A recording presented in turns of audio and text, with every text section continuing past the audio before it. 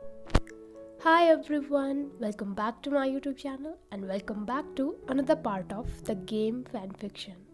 Friends, आप सब लोगों को दीपावली की बहुत बहुत सारी शुभकामनाएं। Happy Diwali, may God bless all of you। तो शुरू करते हैं आज का पार्ट। हमने देखा था कि विंग को वेन क्लैन एक क्रिमिनल की तरह ट्रीट कर रहा था। यूनमेंग के जियांग सेक्ट का अडॉप्टिव सन एक टेररिस्ट है। ये न्यूज़ एक वाइल्ड फायर की तरह सारी जगह फैल गई थी और लोटस पियर में जर्नलिस्ट की भीड़ लग गई थी। सभी लोग अपने अपने तरीके से क्वेश्चन पूछ रहे थे और ऐसा ही कुछ सीन लैन क्लैन में भी था। लैन चिरेन तो उस ओमेगा को अपनी फैमिली का हिस्सा मानने के लिए तैयार नहीं था, लेकिन वांग जी और मैडम लैन विंग के साथ ही थे। दोनों ही क्लैन ने वेन सेक्ट के खिलाफ बहुत सारी कंप्लेंट फाइल कर दी थी।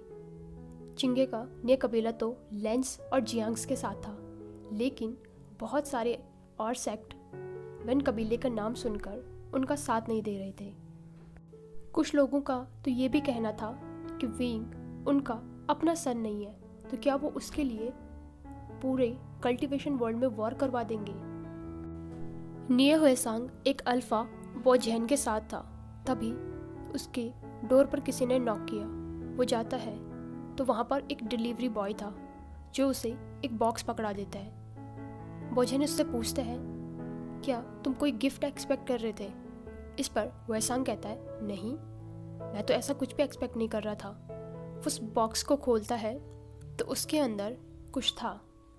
वेसांग उसे देखकर कहता है, बोझान, मैं चाहता हूँ कि तुम मुझे कहीं लेकर चलो। करंट प्रॉब्लम को देखकर लोटस भी गुस्सों में ही ठहरे हुए थे। जंगशा शिचेन के साथ अपनी वेडिंग को पोस्टपोन करना चाहता था और शिचेन भी इस बात के लिए मान गया था, लेकिन उनके पेरेंट्स ने कहा कि ये सब कुछ अननेसेसरी है। हमें एक ग्रैंड वेडिंग के बजाय एक छोटी सी सेरेमनी कर लेनी चाहिए जिसमें कि सिर्फ हमारे फैमिली मेम्बर्स ही हों। अडल्ट्स ये अच्छे तरीके से जानते थे कि विंग को रिलीज़ होने में बहुत टाइम लग सकता है। कुछ लोग उनकी वेडिंग की प्रेपरेशन कर रहे थे। शिचेन और जंगशा भी अब शादी तक एक दूसरे को नहीं देख सकते थे।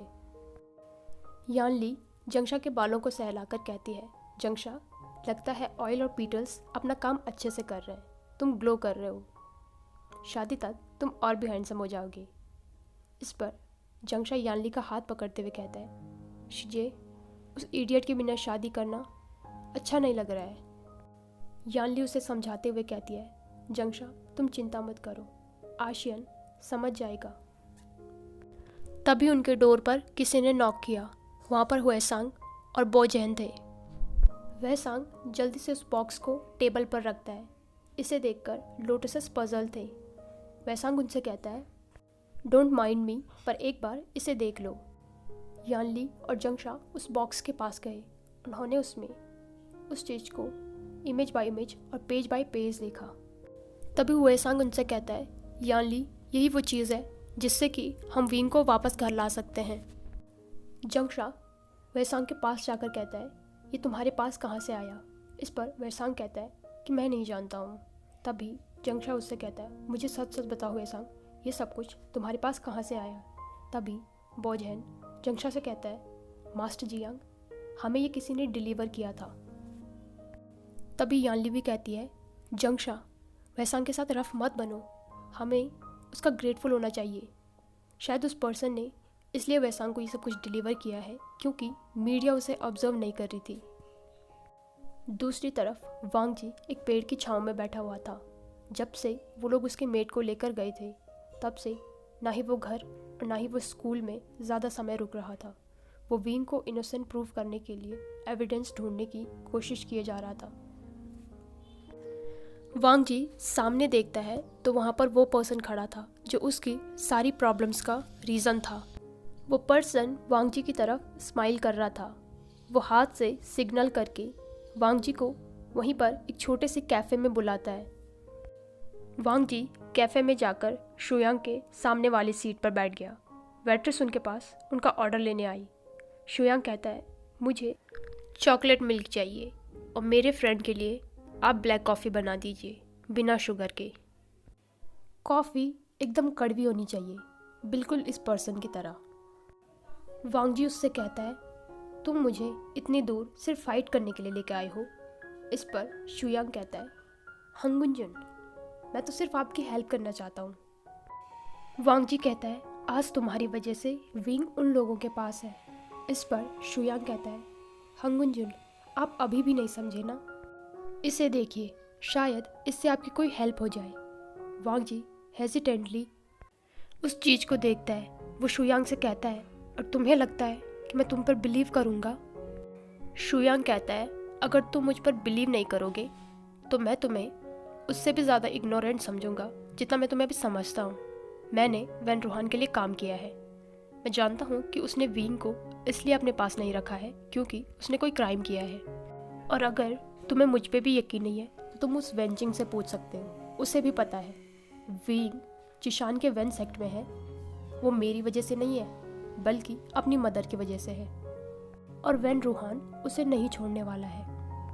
वांग जी स्पीचलेस हो गया था। वो शुयांग से कहता है, तो तुम ये सब कुछ मुझे क्यों दिखा रहे हो? इस पर शुयांग कहता है, क्योंकि तुम भी उन सब की तरह हो।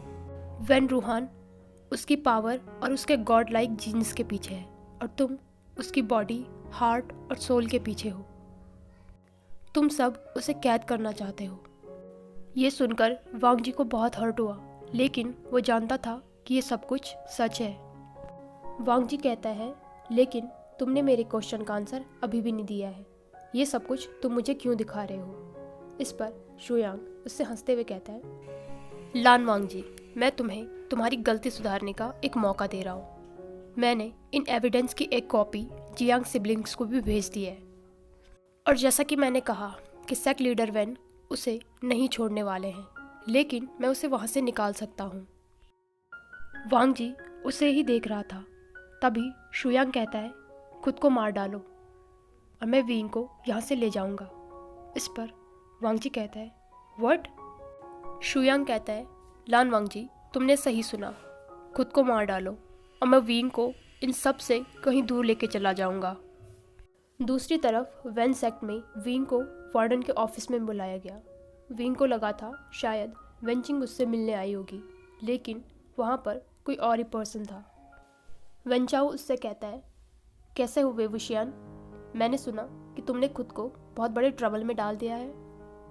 विंग चुपचाप वहाँ पे खड़ा था। इस पर वेंचाओ कहता है, क्या हुआ है तुम्हें? कुछ बोल क्यों नहीं रहे हो? उस दिन पार्टी में तो तुमने मुझे बहुत ज़्यादा ह्यूमिलिएट किया था।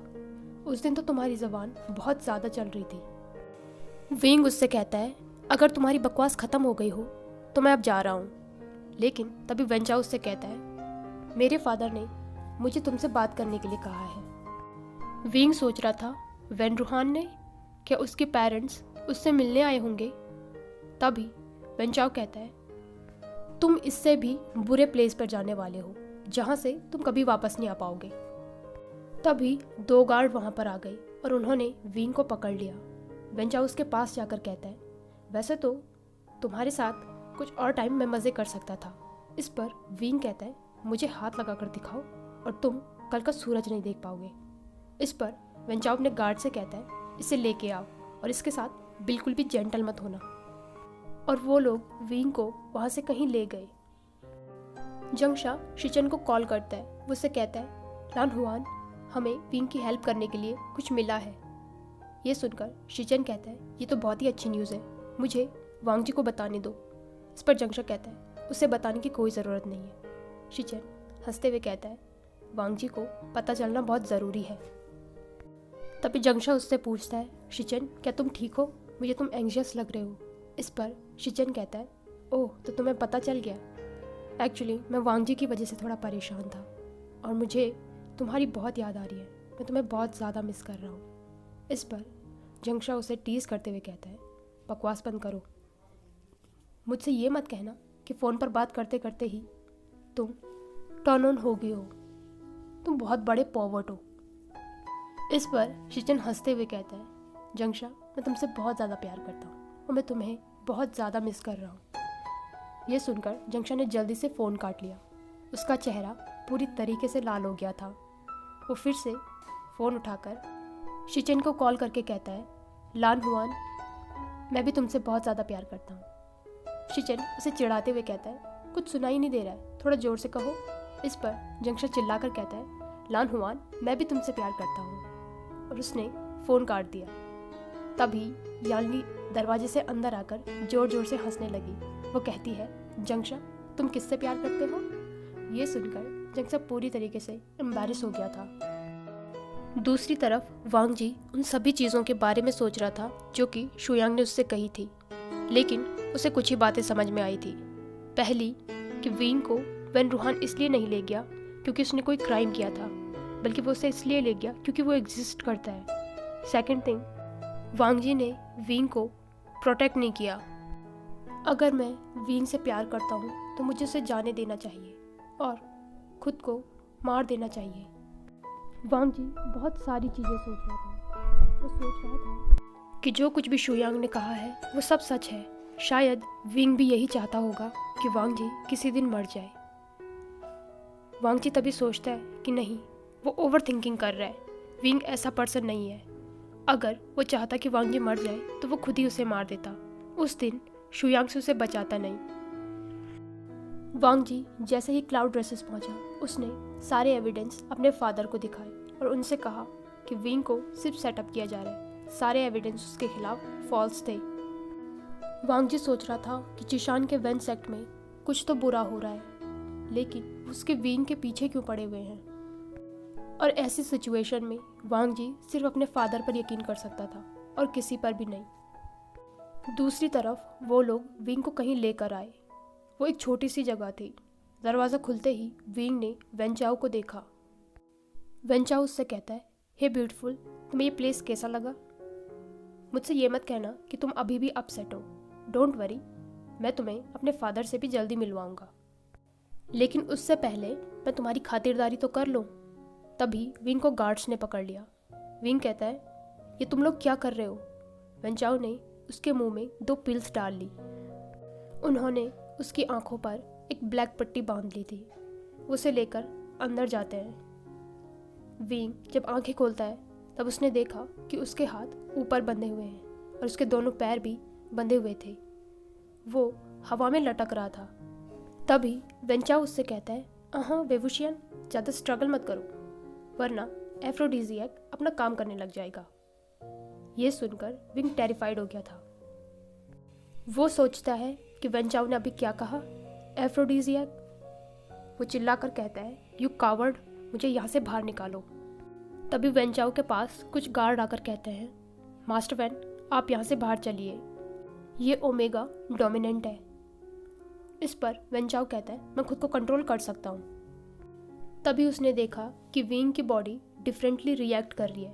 वो उससे कहता है, लगता है ड्रग ने अपना काम करना स्टार्ट कर दिया है, तो वेवुशियन, तुम अकेले ही अपनी हीट को एंजॉय करो।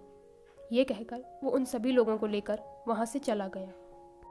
अगले दिन वेनजुलियो वेन रूहान के पास आता है। वेन रूहान उससे कहता है, क्या उन लोगों को सच में एविडेंस मिल गए? इस पर वेनजुलियो कहता है, यस मास्टर। इस पर वेन रूहान कहता है, उस ओमेगा को मेरे चैम्बर में लेके आओ। तभी वेनजुलियो कहता है, मास्टर वेंचाओ उसे अपने साथ ले गए हैं। इस पर वेन रूहान डिस्प्लीज होकर कहता है, तुम ध्यान नहीं रख सकते थे क्या? तुम जानते हो मेरा बेटा जो खुद को नहीं संभाल सकता उस डोमिनेंट ओमेगा को क्या संभालेगा? जब तक मैं चिंगेजुन और फेंगमियान को संभालता हूँ तब तक तुम विंग को राइट प्लेस पर लेकर जाओ। इस पर वेनजुलियो नोट करके वहाँ से चला जाता है।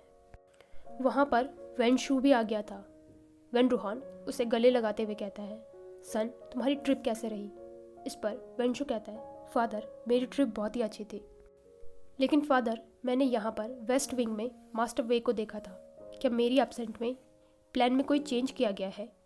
इस पर वेन रूहान कहता है, तुम्हारी एब्सेंट में तुम्हारा भाई किंग बनने की कोशिश कर रहा है, लेकिन कोई नहीं, मैंने वेनजुलियो को उसकी मेस साफ करने के लिए भेज दिया है। इस पर वेंशू कहता है, अगर ऐसा है तो मैं भी अपनी लीव लेता हूँ, और वो बो करके वहाँ से चला गया। वेन रूहान चिंगेजुन और जियांग फेंगमियान के पास चला गया था। वो दोनों उसे एविडेंस दिखाकर कहते हैं कि हमारा विंग इनोसेंट है। इस पर वेन रूहान कहता है, तो आप कहना चाहते हैं कि मेरी इंटेलिजेंस एजेंसी फेक है। आप लोग कह रहे हैं कि शू चेंगमई जिंदा है, लेकिन वो है कहाँ पर? इस पर फेंगमियान कहता है, वेन रूहान, आपने कहा था कि आपको एविडेंस देखने हैं और हम एविडेंस लेकर आ गए हैं। इस पर वेन रूहान कहता है, calm down sect leader Jiang, मुझे भी लगता है कि वो लड़का ऐसे कोई भी क्राइम करने के लिए बहुत ही इनोसेंट है, इसलिए मैं उसे प्रिजन से निकालकर अपने पास ही रखूंगा। ये सुनकर किंग जुन गुस्से में खड़े होकर कहते हैं, हमारा बेटा इनोसेंट है और वो कोई कॉमनर नहीं है जिसे कि तुम क्लेम कर रहे हो। ये देखकर वेन रूहान कहता है, सेक्ट लीडर लैन, आप अपनी टोन देखिए। चिंगे जुन फिर से कहते हैं, आप उसे हमें वापस लौटा दीजिए। आप ये चाहते नहीं होंगे कि विंग के बारे में किसी और को भी पता चल जाए। इस पर वेन रूहान हंसते हुए कहता है, और आपको क्या लगता है सेक्ट लीडर लैन कि मैं उन ओल्ड पीपल से डरता हूँ? तभी सेक्ट लीडर लैन कहते हैं, ह्यूमन, तुम एक इमॉर्टल कल्टीवेटर के बेटे को ह्यूमन कह रहे हो, जो कि बाउसिन सनरन के डिसिपल थी। धीरे धीरे वेन रूहान के चेहरे की हंसी गुस्से में बदल गई। उस कमरे में सिर्फ जियांग फेंगमियान को ये पता नहीं था कि दोनों सेक्ट लीडर्स ये किस बारे में बात कर रहे हैं। उस डार्क रूम में विंग हवा में टंगा हुआ था। उसकी बॉडी में बहुत ज़्यादा पेन हो रहा था और उसकी बॉडी अपने अल्फा के लिए क्रेविंग कर रही थी। वो बहुत ही ज़्यादा अनकंफर्टेबल हो गया था। तभी उसने महसूस किया कि उसे कोई छू रहा है। माइन, एक डीप वॉइस उसके कानों में रिंग करने लग गई थी। विंग उस पर्सन को पहचान गया था जो कि उसकी बॉडी और सोल को ऑन करता है। विंग उसे रोकते हुए कहता है, नहीं नहीं, तुम ये नहीं कर सकते हो। इस पर वांग जी कहता है, विंग, तुम ये मान क्यों नहीं लेते कि तुम तभी भी ये चाहते थे और अभी भी यही चाहते हो? इस पर विंग कहता है, चुप रहो। वांग जी कहता है, यही सच है, तुम हमेशा से यही चाहते थे। तुमने तब मुझसे अपना लव कन्फेस किया जब मैंने एक जोक की तरह बिहेव किया। कौन तुम्हारी बात पर यकीन करता? ये सच है कि तुम हमेशा से मुझसे प्यार करते थे, इसलिए तुम मुझे टीज करते थे, लेकिन कंट्रोल मैंने अपना खोया है। तुम्हारी वजह से मैं उस बैड रट में गया था। इस पर विंग कहता है कि तुम ये क्या बकवास कर रहे हो? तभी वांग जी कहता है, तुम हमेशा से मुझसे अट्रैक्टेड थे, मेरे कोल्ड नेचर को लेकर अट्रैक्टेड थे, इसलिए तुम मुझे प्रोवोक करते थे और तुम्हारी वजह से मैंने अपना कंट्रोल खो दिया। पहले तुमने मुझे पेन दिया था, इसकी वजह से तुम्हें भी पेन मिला। वो एक रट थी विंग, तुम मुझसे क्या चाहते थे कि मैं क्या करता? इस पर विंग कहता है, मैं चाहता था कि तुम जो कुछ भी करो वो प्यार से करो, हम जो कुछ भी करें वो प्यार से करें, एक दूसरे की मर्जी के साथ करें।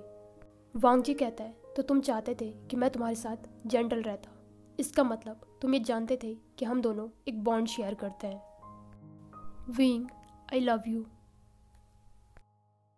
ये सब विंग का एक ड्रीम था जिसमें वो डिनाई नहीं कर पा रहा था कि वांग जी ने जो भी कुछ कहा है वो झूठ है, बल्कि वो जानता था कि वांग जी जो कुछ भी कह रहा है वो कहीं ना कहीं सच था। वो नींद में वांग जी का नाम लेता है, लानजान। उसका सिर बहुत ज़ोर से दर्द कर रहा था। तभी उसने एक पर्सन की वॉइस सुनी, वो जाग रहा है। विंग अपनी आंखें खोलने की कोशिश कर रहा था। वो अपने सामने खड़े पर्सन्स को पहचानने की कोशिश कर रहा था। वो जानता था कि उनके कपड़े तो जिशान के वेन सेक्ट के ही हैं। तभी कोई उसका नाम लेता है, विंग। विंग उस आवाज़ को पहचानते हुए कहता है, वेंजिंग। तभी वो पर्सन भी उसका नाम लेता है, वेवुशियन। विंग उस पर्सन की ओर देखकर कहता है, कौन हो तुम? इस पर वेंजिंग उससे कहती है, ये मास्टर वेंशु है, ये तुम्हें वहाँ से लेकर आए हैं जहाँ पर वेंचाओ ने तुम्हें छुपाया था। ये सुनकर विंग गुस्से में खड़े होने की कोशिश करके कहता है, मैं उस बास्टर्ड को नहीं छोड़ूंगा। वेंजिंग उसे लिटाते हुए कहती है, खड़े होने की कोशिश मत करो, तुम अभी ठीक नहीं हो।